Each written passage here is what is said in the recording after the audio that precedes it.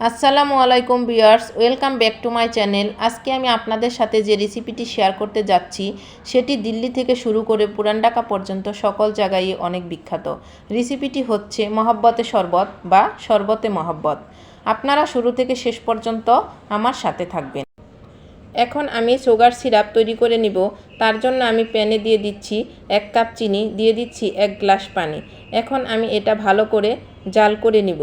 আমি সবগুলো সিরাপ এখানে ইউজ করব না, আমি অর্ধেকটা সিরাপ ইউজ করব। জাল করা হয়ে গিয়েছে, এখন আমি সাইডে রেখে দিচ্ছি।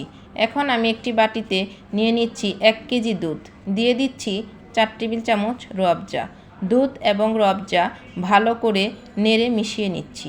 মিশানো হয়ে গিয়েছে, এখন দিয়ে দিচ্ছি আধা গ্লাস সুগার সিরাপ।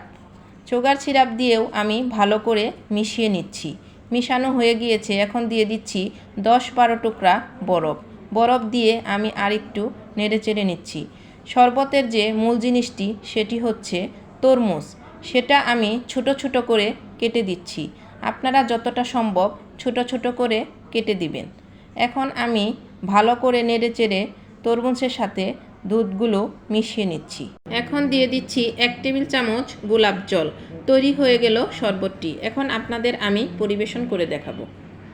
এই তো তৈরি হয়ে গেল মহব্বতে শরবত বা শরবতে মহব্বত। রেসিপিটি যদি ভালো লেগে থাকে তাহলে একটি লাইক দিবেন এবং পরবর্তী ভিডিও সাথে সাথে পেতে সাবস্ক্রাইব করবেন। আল্লাহ হাফেজ।